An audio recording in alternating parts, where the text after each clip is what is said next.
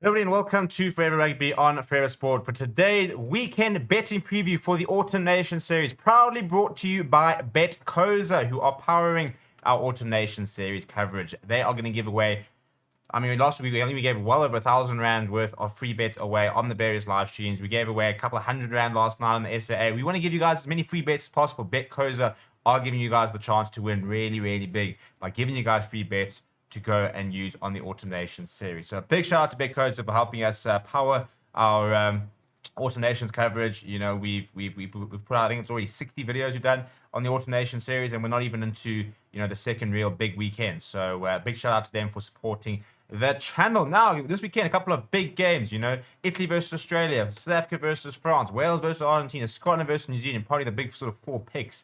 A couple of other nice clashes. Ireland versus Fiji, for example, should be quite fun. England versus Japan as well. And a lot of teams who need to respond this weekend. And a lot of things that can also happen from a world rankings point of view. Before we look at some of the odds and sort of where I'm putting my money on, what are you guys going to do? Please do smash like on the video and subscribe to the channel as well. Right, so let's go look at what the BetCoza odds have got for us. And there are plenty of international games this weekend. So, for example, we've got Tonga versus Chile happening tomorrow at 1 o'clock. But you've got Netherlands versus Canada.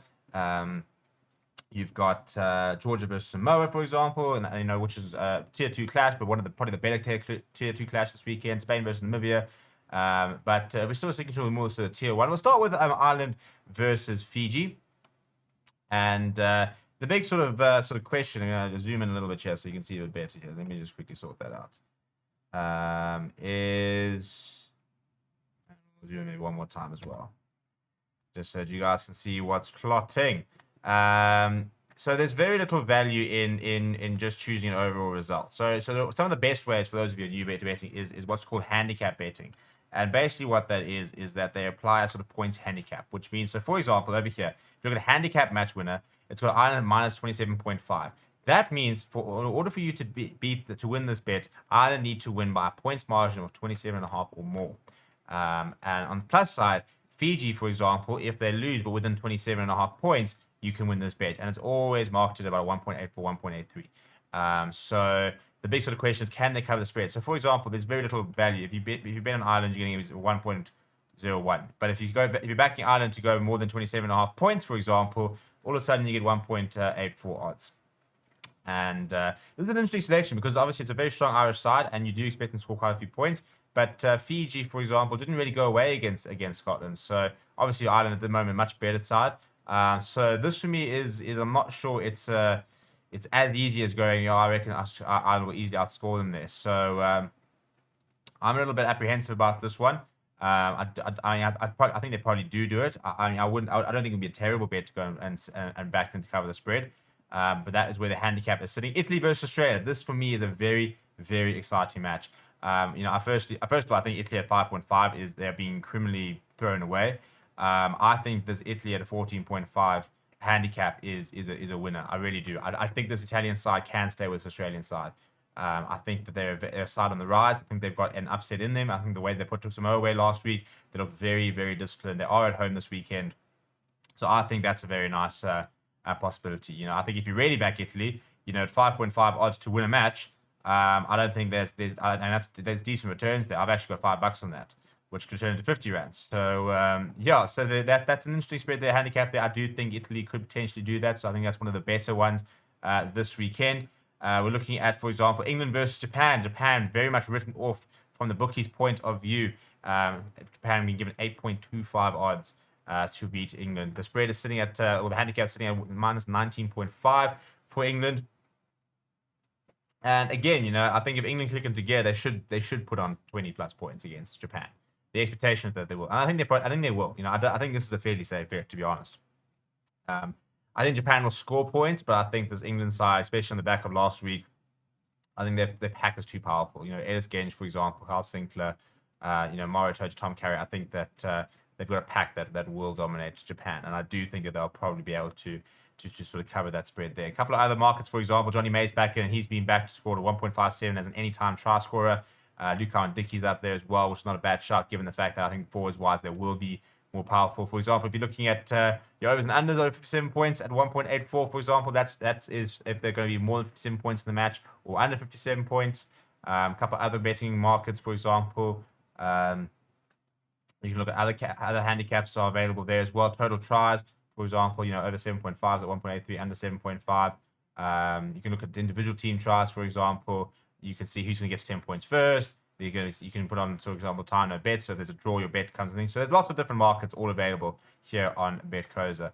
Then after that, it'll be Wales versus Argentina. Now this is one of the closer matches this weekend, and I think that there's quite a lot of value in the handicap because I do think it can go either way. But I think there's pretty much as much value as going for actual overall winners.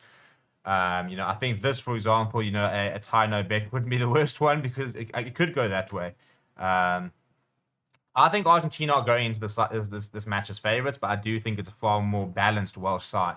And as a result, I think Wales at 1.5 is not a bad idea at all. But however, Argentina, having said that, Argentina come within a point, they draw or they win at 1.88. That's not the worst shot either. I think this Argentinian side has got enough to beat Wales, but the problem with Argentina is they've very rarely consistently managed to pick up their game and get a job done.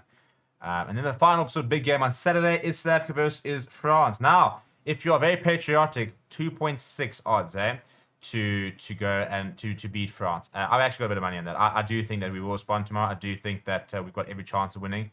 I don't think that last weekend will mean that we win this weekend or that we'll definitely lose this weekend. I do think that we'll respond. Not the best side we can put out. We have suffered a couple of injuries. No Jasper Wiese, no Lood de Jager. I do think the backline looks far more balanced. I think the bench is far more balanced.